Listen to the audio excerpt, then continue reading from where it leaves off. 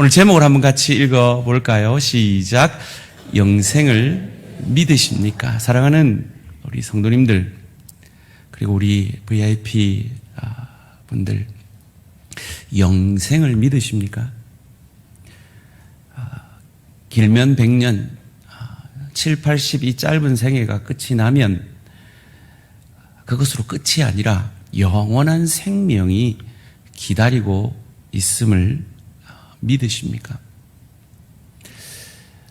어쩌면 믿지 않기에 예수를 믿지 않고 교회를 다니지 않은 분들도 계시리라 생각합니다. 그런데 사실은 여러분은 마음 깊숙이 해서 그 영생을 믿고 계셨는지도 모릅니다. 갈 길 몰라 헤매고 있지만 영생을 믿고 계실지도 모릅니다. 이런 이야기를 들어보셨습니까? 사랑해요 할머니라는 동화가 있습니다. 독일 여류 작가가 지은 동화인데요. 이런 이야기입니다. 할머니와 엄마와 남매가 살았습니다. 엄마는 너무 일하느라 바빠서 이 남매는 늘 할머니의 사랑을 받고 자랐습니다. 그런데 그 할머니가 갑자기 돌아가셨습니다. 이 남매는 너무너무 슬펐습니다. 하늘나라로 가신 이 할머니가 어떻게 하면 다시 자기들 품으로 돌아올 수 있을지를 이 남매는 고민합니다. 그리고 이런 어리석은 결론을 내립니다. 할머니는 하늘나라에서 자기들을 보고 있을 거니까 자기들이 이 땅에서 할머니가 싫어하는 그런 행동을 하면 할머니가 야단치러 올 거야 라고 말이죠. 그래서 할머니가 선물해 준 물안경을 끼고 학교를 등교를 합니다. 어머니가 정성껏 싸준 도시락을 쓰레기통에 버립니다. 그리고 열심히 준비해간 숙제도 처음으로 내지 않습니다. 선생님은 이 아이들에게 뭔가 변화가 있다는 걸 알게 되죠. 이 여류 작가는 그 아이들의 모습을 하늘나라에서 그 할머니가 지켜보면서 마음 아파한다는 것을 아름답게 묘사합니다. 더 나아가서 크리스마스 쿠키를 만드는데 할머니가 크리스마스 쿠키를 얼마나 중요하게 생각하는 걸 알기에 쿠키를 만들다가 그 쿠키를 무너뜨려 버립니다. 심지어 바닷가로 가서 할머니가 그들에게 남긴 유품인 할머니의 반지를 그 바다로 던져 버립니다. 그 모습을 보면 할머니가 돌아올 줄 알고 할머니가 다시 자기들을 야단치러 돌아올 줄 알고 말이죠. 그런데 할머니는 아무 응답이 없었습니다. 이 아이는 이제 극단적인 생각을 합니다. 추운 겨울에 발코니에 나가서 거기서 있으면 자기는 얼어서 죽어서 할머니께 갈 것이고 그 할머니를 다시 만나면 다시 이 땅으로 할머니를 데려오리라 생각하고 극단적인 선택을 합니다. 다행히 자기 여동생이 그것을 엄마에게 알려서 그 오빠를 병원으로 데려갑니다. 사랑하는 성도님들, 그리고 VIP 분들, 이 이야기를 들으면서 여러분은 어떤 마음의 울림이 있으십니까? 여러분은 영생을 믿고 계십니까? 기독교에 대한 여러 가지 질문들이 있을 겁니다.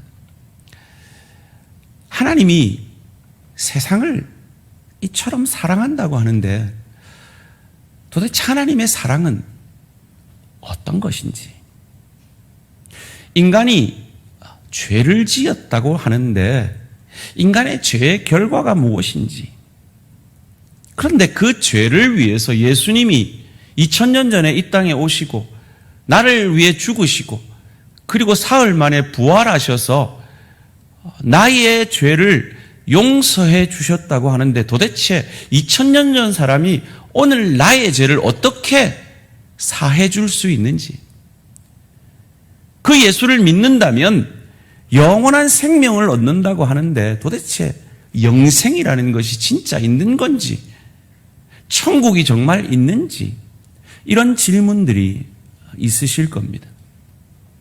이 질문에 답함으로 오늘 말씀을 대신할까 합니다. 여러분, 혹 사형리라는 말을 들어보셨습니까?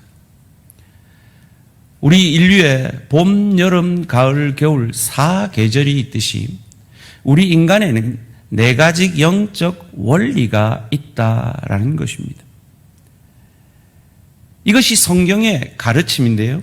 이 성경의 가르침을 엑기스로 모아서 4가지 영적 원리를 말씀을 드리기를 원합니다. 첫 번째 영적 원리는 함께 읽어볼까요? 시작. 하나님은 당신을 사랑하시며 당신을 위한 놀라운 계획을 가지고 계십니다. 하나님은 여러분을 사랑하신답니다. 그리고 여러분을 위한 놀라운 계획을 가지고 계시다고 합니다. 그 하나님의 사랑을 요한복음 3장 16절에서는 이렇게 말합니다. 하나님이 세상을 이처럼 사랑하사 독생자 예수 그리스도를 우리를 위해 주셨으니 이는 저를 믿는 자마다 멸망치 않고 영원한 생명, 영생을 얻게 하려 하심이니라고 오늘 우리가 읽은 요한복음 3장 16절이 우리에게 가르쳐 줍니다. 그 하나님이 우리를 향한 가지시고 있는 계획을 또한 요한복음 10장 10절에서는 이렇게 말합니다. 예수 그리스도께서 말씀하시기를 내가 온 것은 양으로 여러분으로 하여금 생명을 얻게 하고 더 풍성히 얻게 하려는 것이 하나님 아버지의 우리 인간을 향한 사랑과 계획입니다. 그런데 왜 대부분의 사람들이 이 풍성한 삶을 누리지 못하고 있을까요? 그 이유를 성경에서 설명해 주는데요. 그것을 제2원리에서는 이렇게 말합니다. 함께 읽습니다. 시작. 사람은 죄에 빠져 하나님으로부터 떠나 있습니다. 그러므로 하나님의 사랑과 계획을 알 수 없고 또 그것을 체험할 수 없습니다. 사람은 죄에 빠져 있습니다. 아마 오늘 초청 받으신 우리 VIP들도 내가 죄인이라는 것에 대해서는 동의를 하실 겁니다. 그것을 성경은 이렇게 말합니다. 모든 사람이 죄를 범하였음에 하나님의 영광, 즉 하나님의 사랑과 계획을 알 수 없는 상태가 되었다라는 것입니다. 성경이 원래 사람은 하나님과 사귀면서 살도록 창조되었다고 창세기에서 우리에게 가르쳐 줍니다. 그런데 사람들이 자기 마음대로 자기 뜻대로 살려고 했기 때문에 마침내 하나님과의 그 사귐이 끊어지고 말았습니다. 그래서 하나님 앞에 제 마음대로 사는 사람은 적극적일 때는 하나님 앞에 반항하게 됩니다. 신은 죽었다라고 말이죠. 소극적일 때는 하나님에 대해서 무관심하게 되는데 그 반항과 무관심이 바로 생명이신 하나님으로부터 단절된 죄된 우리 인간의 상태의 증거인 것입니다.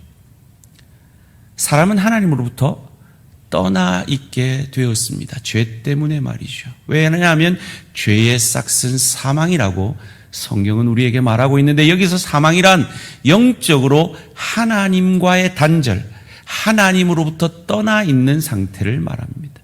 그래서 생명이신 하나님으로부터 생명을 공급받아야 하는데 우리의 생명은 유한하게 된 것이죠.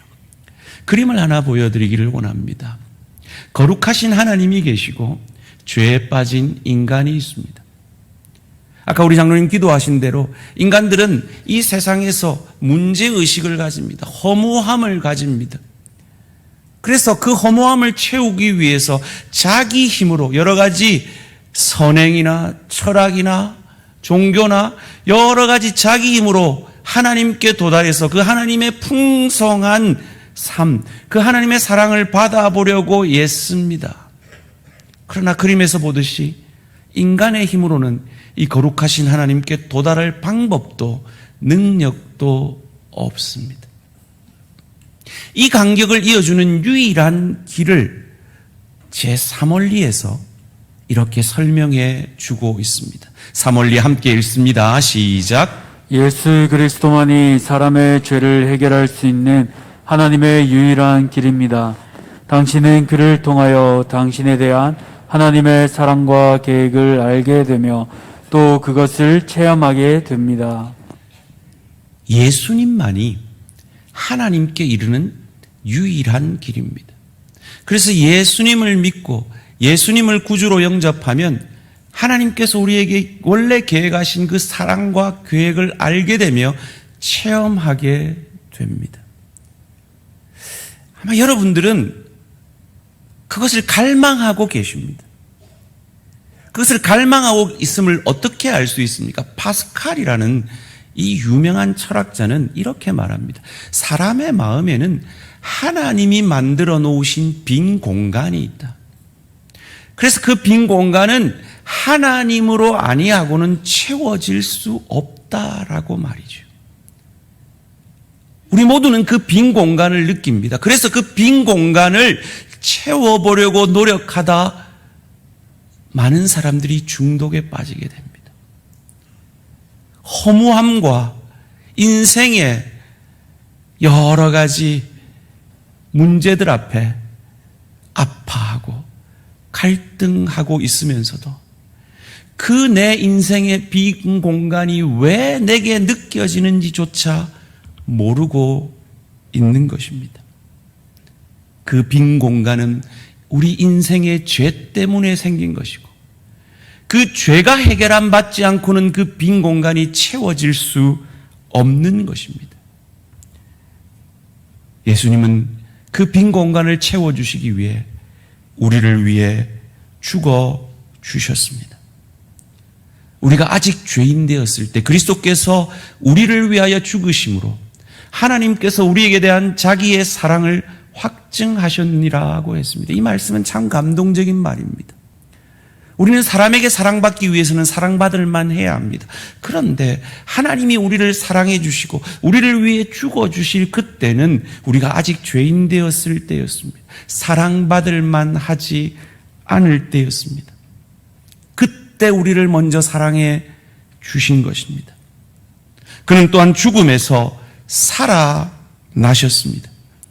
그리스도께서 우리 죄를 위하여 죽으시고 장사 지낸 바 되었다가 성경대로 성경의 약속대로 사흘 만에 다시 살아나사 게바 베드로에게 보이시고 후에 12제자에게와 그 후에 500의 형제에게 일시에 보이셨나니 라고 성경은 말합니다. 이 말씀은 참 우리에게 많은 것을 증거해 주고 있습니다. 사랑하는 VIP 분들께 이건 제 말이 아니라 믿지 않는 일반 역사학자들의 말입니다.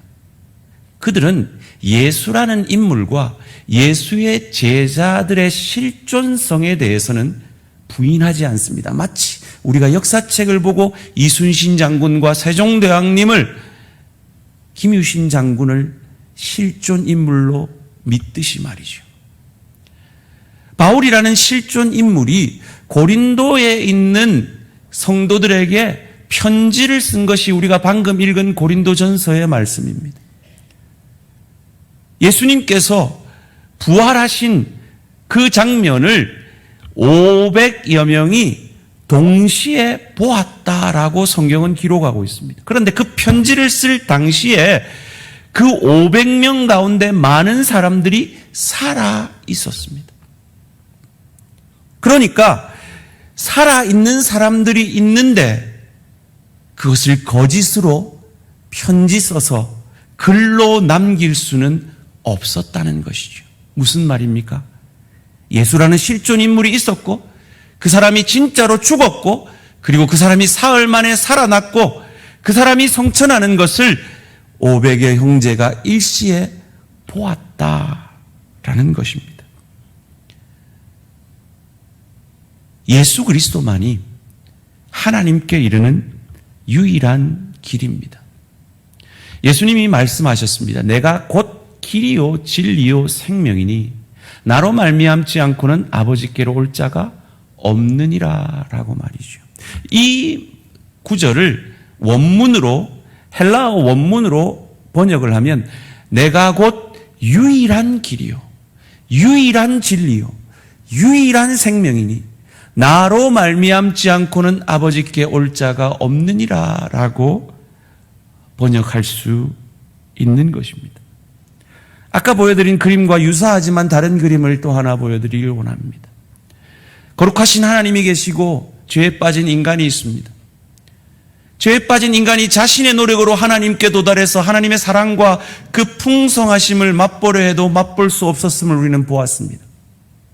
그런 인간의 한계를 알고 하나님이 인간이 되셔서 그의 아들 독생자 예수를 이 세상에 보내주셨습니다. 짐승 같은 이기적인 자기만을 위해 사는 우리를 위해서, 우리의 밥이 되어 주시기 위해, 우리를 구원해 주시기 위해 이 땅에 하나님이 오셨습니다. 그리고 그분이, 죄 없는 그분이 십자가에서 우리가 지은 모든 죄를 대신하여서 하나님이 그 죄를 향한 저주를 우리 대신 받아 죽어 주셨습니다. 그리고 사흘 만에 부활하심으로, 그 죄를 이기고 부활하심으로 우리에게 승리를 선포하시고 죽을 수밖에 없는 우리를 살려내어 주셨습니다. 그리고 예수를 저주할 자라, 자기 죄 때문에 죽은 자라 아니하고 내 죄 때문에 죽은 나의 주 나의 하나님으로 고백하는 우리에게 하나님께 이를 수 있는 십자가의 다리를 놓아 주신 것입니다. 여러분, 여기까지 이해가 되십니까? 제 1원리가 뭐였죠? 하나님은 여러분을 사랑하시고 여러분을 위한 놀라운 계획을 가지고 계십니다. 두 번째 원리는 뭐였습니까? 그런데 우리 인간은 죄에 빠져서 하나님으로부터 떠나 있습니다. 그래서 그 하나님의 사랑과 계획을 알 수 없는 상태가 되어버린 겁니다. 우리 힘으로는 이것을 해결할 방법이 없음을 아시고 하나님께서 예수 그리스도를 이 땅에 보내주셔서 죄 없는 그분을 우리 대신 죽게 하심으로 우리가 하나님께 이를 수 있는 십자가의 다리를 놓아 주신 것입니다. 그런데 이 세 가지 원리를 아는 것만으로는 충분하지 않습니다. 네 번째 원리로 나아가야 합니다. 우리는 개인적으로 예수 그리스도를 나의 구주, 나의 하나님으로 영접해야 합니다. 영접한다는 건 마음을 열고 예수님을 내 주님으로 받아들인다는 겁니다. 그렇게 하면 우리는 우리 각 사람에 대한 하나님의 사랑과 계획을 알게 되며 또 그것을 체험할 수 있게 됩니다. 우리는 예수를 영접해야 합니다. 영접하는 자, 곧 그 이름을 믿는 자들에게는 하나님의 자녀가 되는 권세를 주셨으니 라고 약속하셨습니다. 우리는 믿음으로 예수 그리스도를 영접합니다. 너희가 그 은혜를 인하여 믿음으로 말미암아 구원을 얻었나니 이것이 너희에게서 난 것이 아니요 하나님의 선물이라. 행위에서 난 것이 아니니 이는 누구든지 자랑치 못하게 함이니라 말씀하십니다. 우리는 각자의 초청으로 예수 그리스도를 영접할 수 있습니다. 예수님께서 요한계시록 3장 20절에서 이렇게 말씀하셨습니다. 볼지어다 내가 문 밖에 서서 두드리노니 누구든지 내 음성을 듣고 문을 열면 내가 그에게로 들어가 그로 더불어 먹고 그는 나로 더불어 먹으리라. 여기서 문은 우리 마음 문을 얘기합니다. 지금 여러분은 이 네 가지 영적 원리, 사형리를 통해서 예수님의 음성을 듣고 계신 겁니다. 예수님이 여러분의 마음의 문을 두드리고 계십니다. 그리고 이 네 가지 영적 원리의 마음에 동의가 되시면 여러분의 마음 문을 여시고 여러분을 구원하시기 위해 죽고 부활하신 그 예수님을 나의 구주, 나의 하나님으로 영접하시면 됩니다. 그리스도를 영접한다는 뜻은 나 중심의 삶, 그래서 자주 좌절과 혼란을 느끼는 그런 삶이 아니라 하나님 중심으로 살아서 하나님의 능력을 경험하게 되는 삶입니다. 그분이 내 안에 들어오셔서 내 죄를 용서하시고 그분이 원하시는 사람이 될 때, 그분께 나 자신을 맡겨드릴 때 하나님의 계획과 사랑을 우리는 경험하게 되는 것입니다. 이것은 그리스도의 말씀에 내 알아요, 지적으로 동의한다든지, 내 옛날에 한번 눈물 흘렸어요, 감정적인 경험만으로는 충분하지 않습니다. 우리의 의지의 행위인 믿음으로 우리는 예수 그리스도를 내 마음의 주님으로 영접할 수 있습니다. 사람은 두 종류가 있다고 성경은 말합니다. 첫 번째 사람은 내가 나의 주인인 사람입니다. 이 동그라미는 내 인생과 내 마음을 상징하는데요, 내 인생의 왕자에 내가 나의 주인인 사람은 나 자신이 앉아 있습니다. 그리고 나를 구원하신 예수님은 내 인생의 밖에 계십니다. 그래서 내 인생을 나 자신이 주관함으로 자주 좌절과 혼란에 빠지게 되어지는 허무감과 두려움과 그 인생에 채워지지 않는 갈증을 느끼게 되어지는 인생이 바로 내가 나의 주인인 사람입니다. 또 다른 인생이 있습니다. 그리스도가 나의 주인인 사람입니다. 내 인생의 왕자에 그리스도께서 앉아 계시고 나는 겸손히 내 인생의 왕자에서 내려와 모든 것을 그리스도께 맡겨드립니다. 그래서 내 모든 삶을 그리스도께서 주관하심으로 하나님의 사랑과 계획에 일치된 삶을 살게 되는 것입니다. 사랑하는 VIP 여러분, 그리고 우리 대항의 가족 여러분, 여러분 이 두 그림 중에 어느 그림이 여러분의 삶을 잘 나타내고 있다고 생각이 드십니까?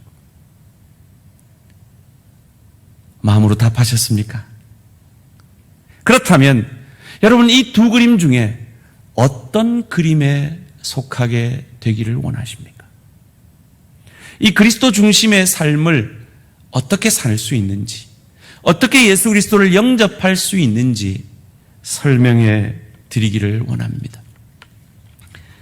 여러분은 지금 기도로 예수 그리스도를 영접할 수 있습니다. 기도는 하나님과 이야기하는 것입니다. 그리스도께서 여러분 마음의 중심에 들어오시도록 간절한 마음으로 기도해 보십시오.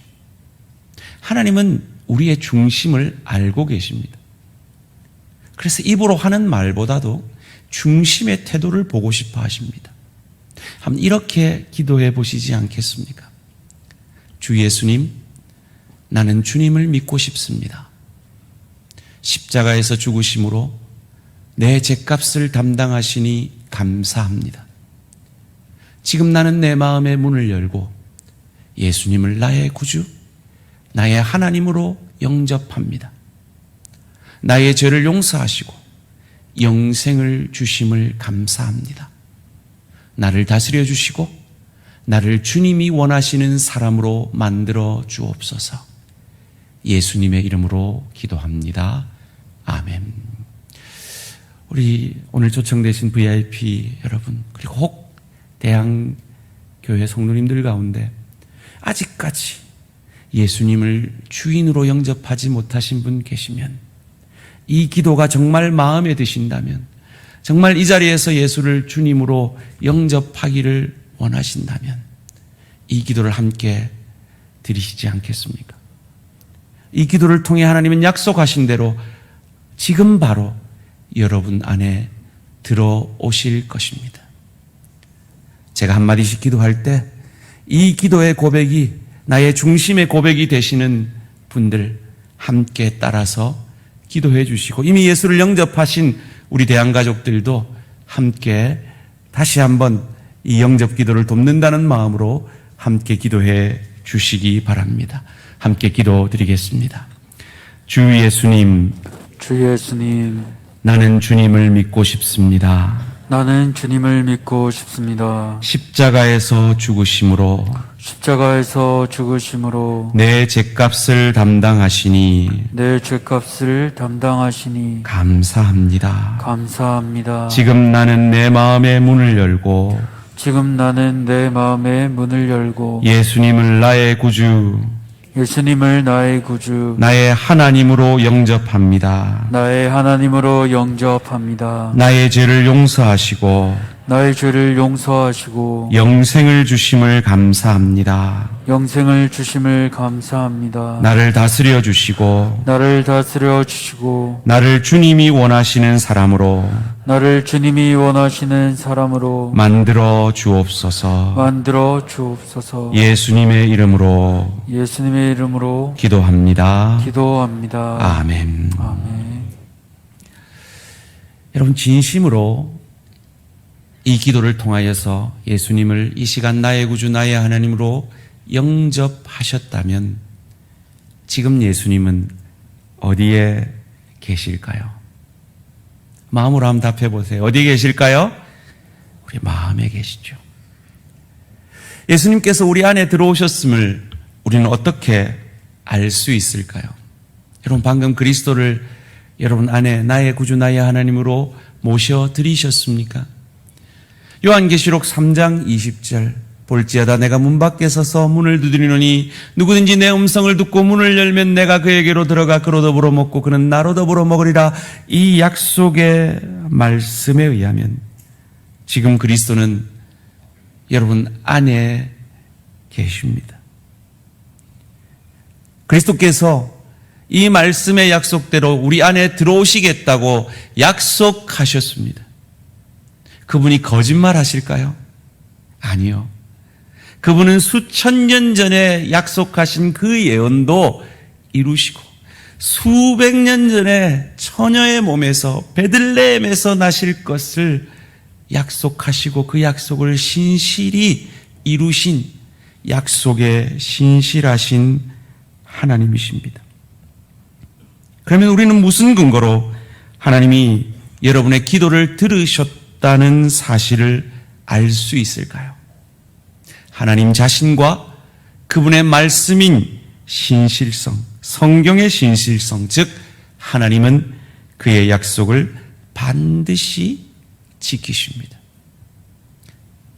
성경은 예수 그리스도를 영접하는 모든 사람에게 영원한 생명을 약속하고 있습니다.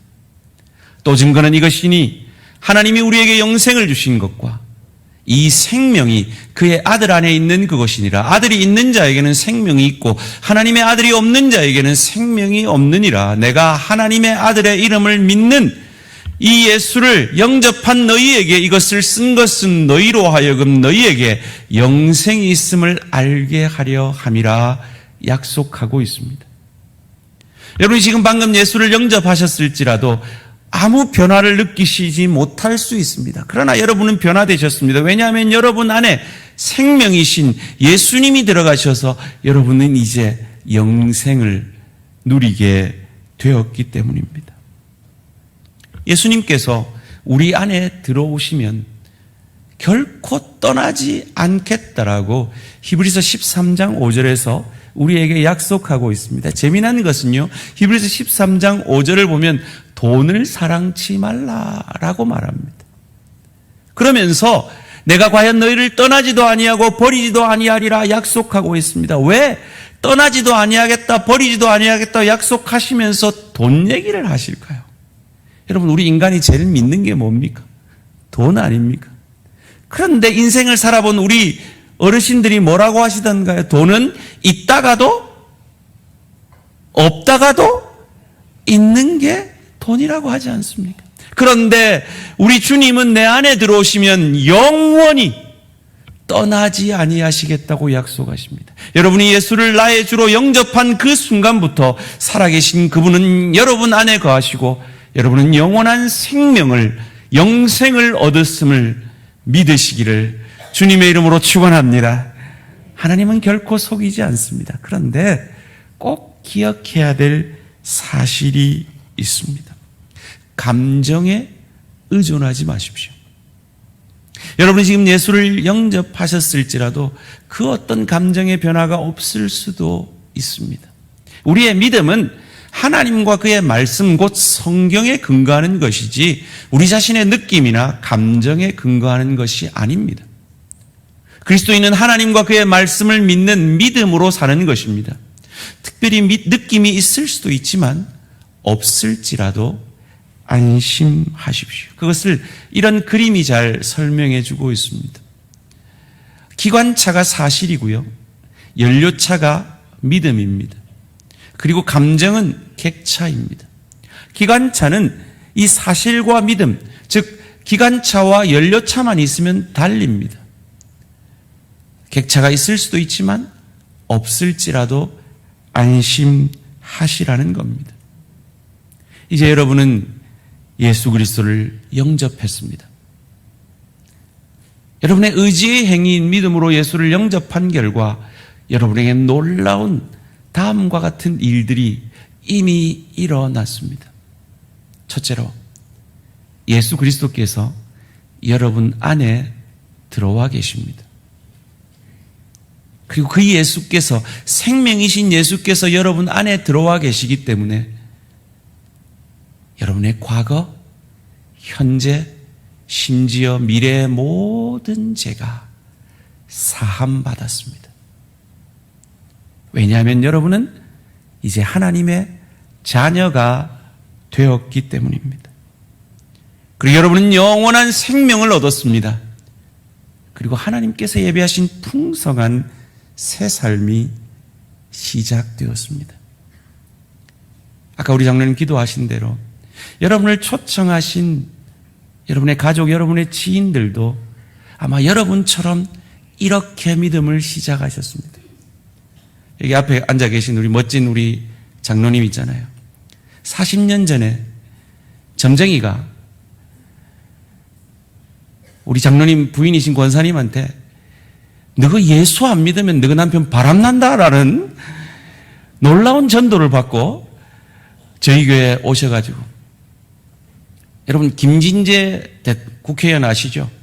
그분 오른팔로 승승장구 하시다가 예수 만나가지고 접대하고 술 먹고 와가지고 술 냄새 풍풍 풍기면서 새벽기도 와서 기도하고 그렇게 자라가다 저렇게 훌륭한 장로님이 되셨습니다. 여러분도 하실 수 있습니다. 여러분 안에 생명이신 예수 그리스도가 들어가면 놀랍게 풍성한 삶이 여러분 안에 역사하심을 믿으시기를 주님의 이름으로 축원합니다. 여러분의 생애에서 그런 의미에서 예수를 영접한 것보다 더 놀라운 일은 없습니다. 참으로 감사할 일입니다. 이 풍성한 삶을 여러분도 어떻게 누릴 수 있을까요? 그것을 성경은 이렇게 가르쳐 줍니다. 그리스도인들은 이제 태어난 생명이 되었습니다. 이제 젖을 먹고 아이가 자라듯이 자라갈 때 하나님의 놀라운 사랑과 그 계획을 경험하게 됩니다. 그리스도인은 예수 그리스도를 신뢰함으로 영적 성장을 하게 됩니다. 의인은, 여러분 이제 예수를 믿고 의인이 되셨습니다. 그 의인은 이제 믿음으로 살아가야 한다라고 성경은 말합니다. 믿음으로 산다는 것은 생활의 지극히 작은 일까지도 하나님께 맡기고 여러 가지 하나님의 축복의 통로의 일들을 기쁨으로 실천하게 될 때 여러분 하나님이 예비하신 그 사랑과 계획을 경험하시게 될 겁니다. 앞으로 여러분이 예수를 믿으면서 한번 기도를 한번 해보십시오. 참 놀라운 건요, 하나님이 목사 기도는 참 오래 기다리게 할 때가 있어요. 그런데 놀랍게도요, 예수 간 믿은 성도들의 기도는 너무 잘 들어줘요. 마치 우리가 장성한 자녀들이 막 쪼를 때는 안 들어주는데 애가 막 징징거리면서 배고프다고 울 때는 당장 그냥 먹여주는 것처럼 갓 예수 믿은 분들의 기도는 그렇게 잘 들어주세요. 한번 기도해 보세요. 경험하실 겁니다. 그리고 하나님의 말씀을 읽고 그 말씀대로 한번 살아보세요. 내 뜻대로 사는 인생보다 훨씬 복됨을 경험하시게 될 겁니다. 그 말씀에 순종해 보세요. 놀라운 기적이 일어날 겁니다. 그리고 여러분을 초청하신 분들처럼 말과 행동으로 여러분이 경험한 것들을 증거해 보십시오. 고민이 있으십니까? 갈등이 있으십니까? 아픔이 있으십니까? 하나님께 그 작은 일까지도 맡겨 보십시오. 아까 우리가 본 그림처럼 내 인생의 왕자에 예수 그리스도께 앉아 계셔서 그 성령의 능력으로 우리 자신을 내어드릴 때 그 하나님의 계획과 사랑에 일치된 그리스도의 충만함을 경험하시게 될 것이고 여러분은 그와 같은 증인이 되어지실 것입니다. 중요한 것은 교회를 잘 선택해서 출석하는 일이 중요합니다. 왜냐하면 이 모닥불은요, 모여 있을 때는 활활 잘 탑니다. 그런데 따로 떨어지면 금방 꺼져버리기 때문입니다. 그래서 저희들이 이렇게 대한 공동체, 대한 가족으로 함께 모여서 신앙생활을 하는 것입니다. 바로 이 주일부터 하나님의 말씀을 잘 전하는 우리 대한교회 성도가 되어 보십시오. 그럼 저희가 성심성의껏 여러분의 신앙생활의 성장을, 그래서 하나님이 예비하신 그 풍성한 새 삶을 경험하시도록 도와드리겠습니다. 혹 오늘 설교 제목이 30분 전에 들었는데 뭐였죠? 영생을 믿으십니까? 여러분, 영생을 믿으십니까? 믿으셔서 방금 영접하신 분들 감사합니다. 그런데 아직까지 나는 안 믿는 것 같아서 영접하지 못하신 분들 계십니까? 그런데 사실은 여러분은 영생을 믿고 계실지 모릅니다. 할머니 사랑해, 사랑해요 할머니라는 이 동화의 결론은 이렇게 맺어집니다. 그 손자가 병원에서 잘 회복해서 크리스마스를 맞이해서 크리스마스 추리에 모입니다. 서구사회는 크리스마스 선물을 미리 크리스마스 추리에 놓아둡니다. 그리고 크리스마스 당일날 그 크리스마스 선물을 뜯어봐요. 아이들이 기뻐하죠. 그런데 그 선물을 뜯어보는데 엄마가 준비하지 않은, 그 누구도 주지 않은 선물이 하나 놓여 있습니다. 그리고 그 선물을 뜯어봤는데 그 손자가 바닷가에 던져버린 할머니의 반지가 들어 있었습니다. 물론 동화입니다. 그런데 여러분, 이 이야기에 여러분의 마음에 울림이 있지 않으십니까? 아마 할머니들은 울림이 있으셨을 것 같은데 혹시 할아버지들이 계시면, 아직 할아버지가 안 되신 분들이 계시면 울림이 없을까봐 제가 마지막으로 또 한 가지의 미국의 실화를 말씀드림으로 말씀을 맺고자 합니다. 여러분, 미식 축구를 아십니까? 공을 던져서 받고 부딪혀서 전진 땅 따먹게 하는 그 운동 말이죠. 미국에서 제일 인기 있는 스포츠가 그 미식 축구입니다. 한 아버지와 아들이 있었습니다. 그 아들이 그 미식 축구를 너무 좋아하는 거예요. 그래서 아버지는 그 아들에게 중고등학교 때 미식 축구부를 넣어줍니다. 그런데 이 아이가 덩치가 작은 거예요.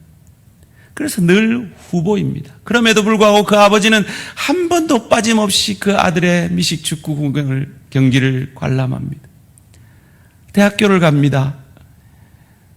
여전히 자신은 그 팀에 들어갈 수 없었지만 코치에게 사정사정해서 심부름이라도 하겠다 해서 미식축구 팀에 들어갑니다. 그 소식을 아빠에게 알리니 아빠가 너무 기뻐합니다. 그래서 그 대학교 경기 티켓을 다 사버립니다. 4년 내내 그 아이의 경기를 쫓아다닙니다. 그런데 그 아이는 한 번도 경기에 나서지 못했습니다. 대학 시즌 마지막 경기가 되었습니다. 이제 이 경기가 끝나면 자기는 더 이상 미식축구 선수로 뛸 기회가 없어집니다. 경기가 맞춰갈 쯤 코치에게 갑니다. 사정을 합니다. 마지막으로 이 경기에 출전하게 해달라고. 이미 경기가 기울어지고 그리 중요하지 않은 경기라 여긴 코치가 그를 뛰게 합니다. 그런데 놀랍게도 2분을 남겨두고 쿼터백이 던진 그 공을 저쪽 적진에서 이 아이가 잡아내서 6점을 따서 역전으로 그 팀이 이겨버립니다. 그날의 승리의 주역인 이 아들에게 인터뷰를 합니다. 그가 이렇게 고백합니다. 이 모든 영광을 아버지께 돌려드립니다. 우리 아버지는 중학교부터 지금까지 단 한 번도 제 경기를 빠지신 적이 없습니다.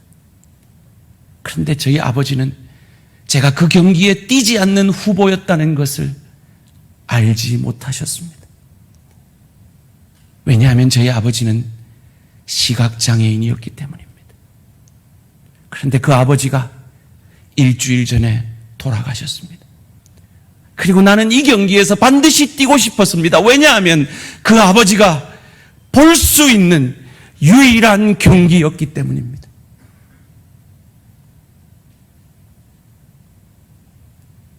제 볼에는 감격의 흔들림이 있었는데 여러분에게는 어떠셨습니까? 여러분에게 만약 이 얘기가 마음의 울림이 된다면 여러분은 영생을 믿고 계신 겁니다.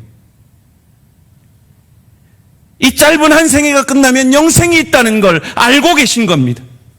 무엇을 망설이십니까?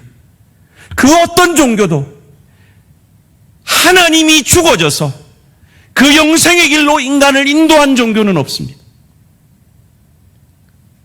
그러기에 하나님이 죽어져서 하나님께 이르는 유일한 길을 십자가로 만들어주신 이 예수님을 나의 구주, 나의 하나님으로 영접하시기를 주님의 이름으로 축원합니다.